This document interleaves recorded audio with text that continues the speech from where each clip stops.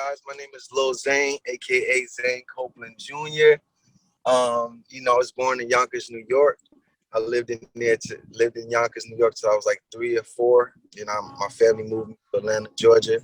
I went to junior high, elementary. I got my break in the record industry. My big break came about when when I was like 18, 17, about to be 18. I did a song with a group called 112.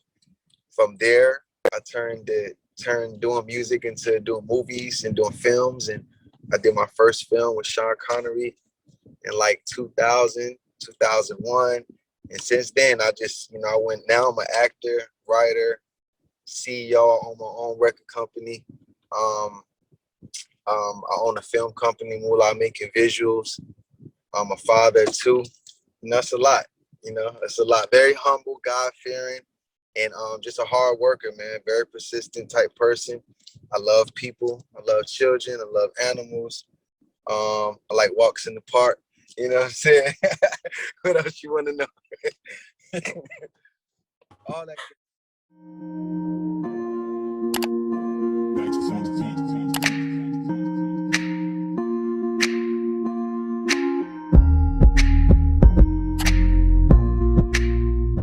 How did you find out about the casting for BMF? Did you search for it and find it yourself? Was a casting agency the one that brought it to you? How did you find out about it, and what made you interested in actually auditioning and becoming part of the project? My agent, Chris, I have two agents. They work together, Chris and Tay. Chris called me actually and asked me, was I interested in reading for the BMF audition? And I was like, hell yeah, definitely. And because I knew it was gonna be a big production. I knew the story behind it. I actually got to meet, Big Meech before, and Lil Meech and them before we actually started shooting. So, I just knew about the family and knew what the history was, and I knew anything 50 Cent and Tasha Smith got behind and Starz got behind, it was gonna be crazy. So I just was really excited when I booked the role. You did say that you were already familiar with the story. I know a lot of people who grew up in Detroit said that it was a universal story that everybody know about. So how did it affect you, or how did it impact you as an individual? Me being from Atlanta, being raised in Atlanta, if you were from Atlanta or raised in Atlanta, you knew who BMF was. And around the time that BMF was really, really at their peak, I was really, really active in the music industry in Atlanta, and and I was moving around just as much. So I got to firsthand see the effect in the effect in the way that the world just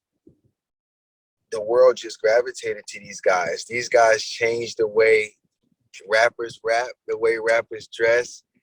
Rappers were cool with having Hondas and Toyotas and old schools before, but when BMF came around, now every rapper need to have a Bentley. Every rapper need to have a Lambo, and they need to be. You can't just have one. You got to have 10 of them, and everybody in your crew got to have one. And so Meech set the record. He made it to where you had to. If you got a Lambo, your crew got to have a Lambo. If you get a house, your crew got to have a house. So he made it like that. So you started seeing that in the industry. You started seeing these, after Meech and BMF, you started seeing these guys click up. You started seeing the G units. You started seeing the Cash Money. You start all this was a lot of this was going on at the same time BMF was going on, because the street people were able to, we'll be in the club and look across the club and there'd be 30 people popping bottles, and you with all BMF shirts on in the club. So if you grew up in Atlanta or you grew up in the industry, you just knew the impact that these guys have. And to this day now, their names are mentioned. Big Meech is mentioned in almost 7 out of every 10 songs that come out now. His name is mentioned. Everybody wants to be a part of BMF. You got people wearing the BMF chains, the BMF shirts, hats. It's not even BMF. They just, it's just, you want to be a part of something because Meech made it look that cool. He made it look that cool, and people wanted to be a part of that. So, I definitely see the influence of BMF today. I saw it then, but I definitely see it more than ever now in today's young people's music, in today's youth's music. You really hear it, because these young guys grew up listening to Meech, and they grew up wanting to be Meech. And just to further elaborate on what you said about now it's in young people's music, how do you think the story is going to impact the younger viewers or the younger generation? And do you think that is going to be beneficial for them to also know the story and be more enlightened on the topic? Yeah, I think this story can really help anybody that watches it. Of course it has, it's reality. Not everybody grew up with a silver spoon, so but it's their reality. It's these two brothers' reality. So, if a kid's watching this, you just got to explain to the kid that, people have choices in life. These were the choices these guys made, and it's gonna show you the outcome. You can look at this and you can be the next Meech or Terry, but it doesn't have to be in the drug game. It could be in the business that you created. It could be in sports. It could be in whatever. So I think from this story, a lot of people will try to say, well, it's just about drugs, and it's not about that. When you watch the BMF, you're gonna get a story of love, how close this family was. You're gonna get a story about leadership, how Big Meech was a leader. He was actually a really leader. Terry was the business side of it. So these guys were super smart. They came from good families. It wasn't like, most people in our situation, you're black. Most people in our situation, if you're selling drugs, your dad wasn't around or your mom wasn't around.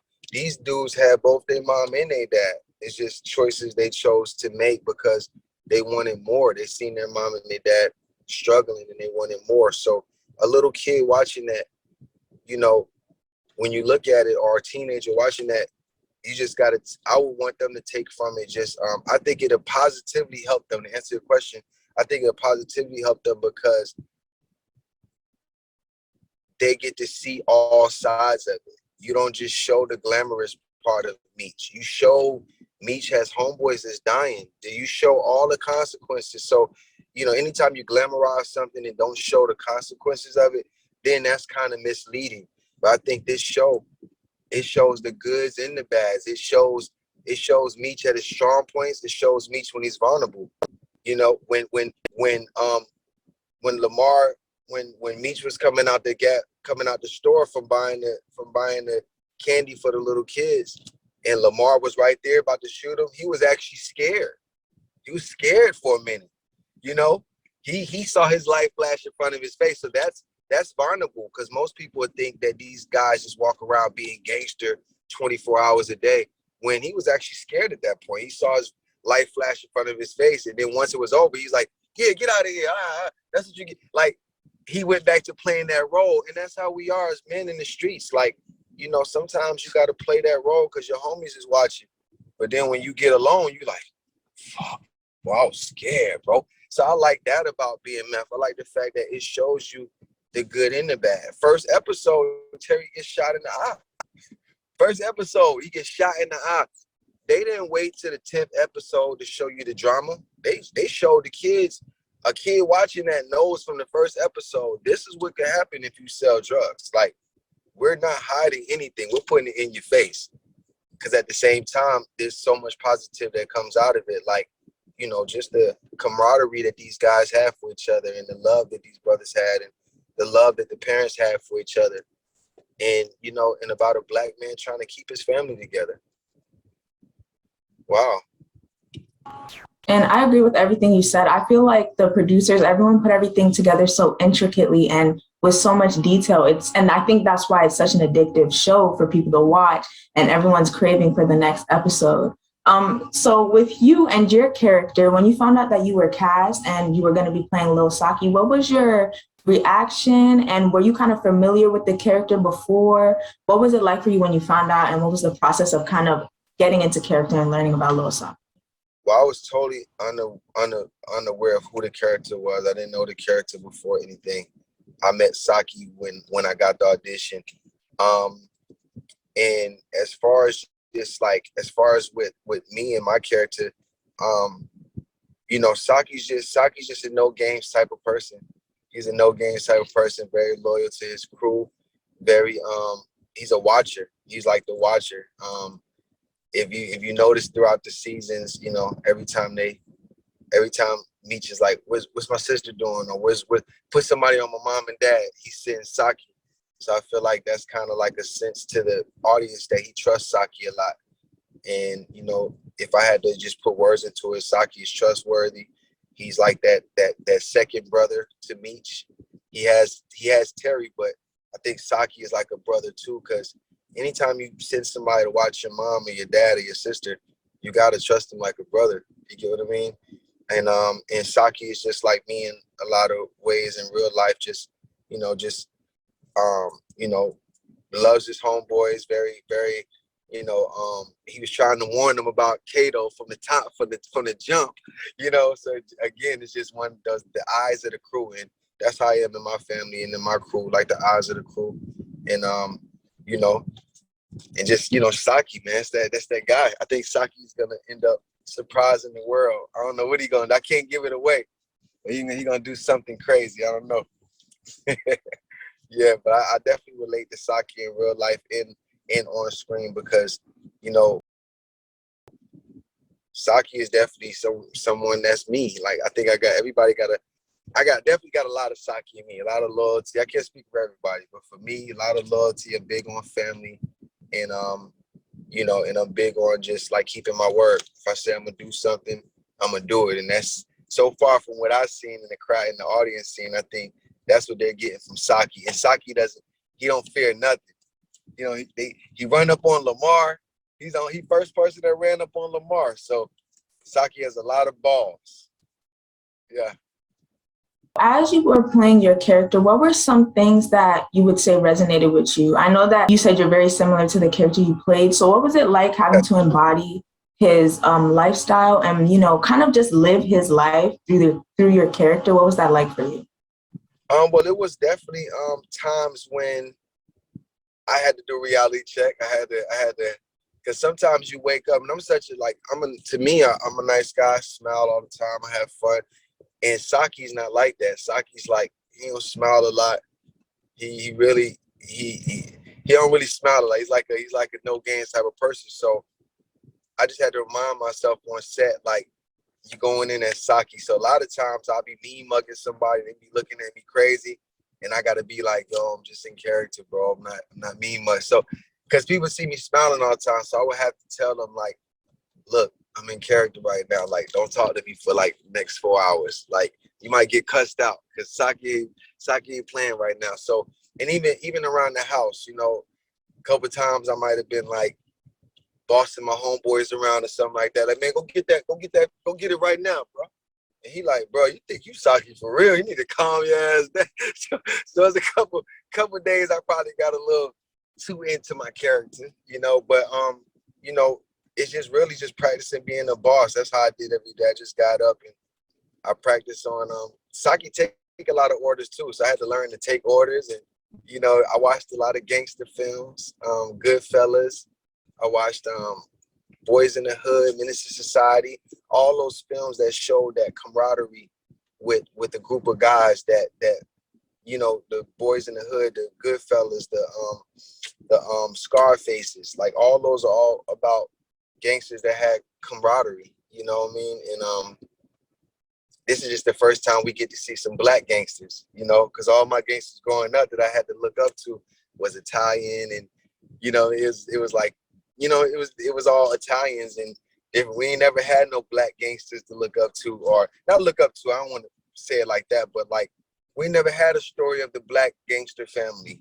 We always hear the you know, every family got gangsters except for ours. So I think this story kind of just lets people know that, you know, when all that was going on, there was still some black people in us as a people. We have organization too.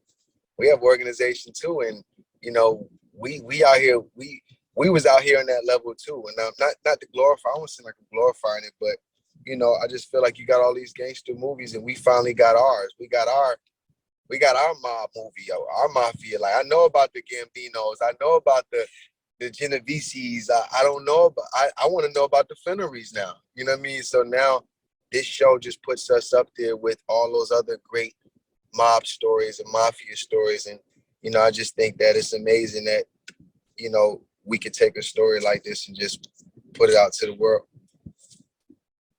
I know that the premiere for BMF was very historic. The series itself is very historic.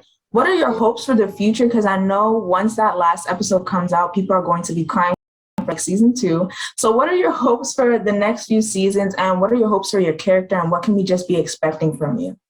Man, if you know me as a person, I just go with the flow. I go with the flow. I feel like what's meant is meant to happen. And I always just look at the bright side, I try to look positive. I hope for my character, I hope we go 4, 5, 6, 7 seasons, 10 seasons like the rest of these shows be going. And I hope that you know, in the future that, you know, the fans get to know Sockie a little more, and you know, and I just hope that, you know, the people continue watching. I'm just still excited about what's going on now. You know, in the future, I just want people to keep loving it. You know, of course, I want to get picked up more seasons, but, you know, I'm just so blessed for everything going on right now, and just trying to live in the moment. Just trying to live in the moment and, you know, enjoy these 8 episodes. And, you know, I know the writers are really excited. So I know the writers are really feeling the pressure, and they know that people love this first season so much. I can only imagine the pressure that the writers got to come back crazier. But Randy and Terry, Miss Cop, you know, Tasha and them, they're so amazing. 50, they're so amazing at what they do that you could bet your money that second season is gonna be everything. If you thought the first season was it, the second season is gonna be everything. So again, I'm just enjoying the ride. I'm enjoying the surprises of the show just like you are, honestly.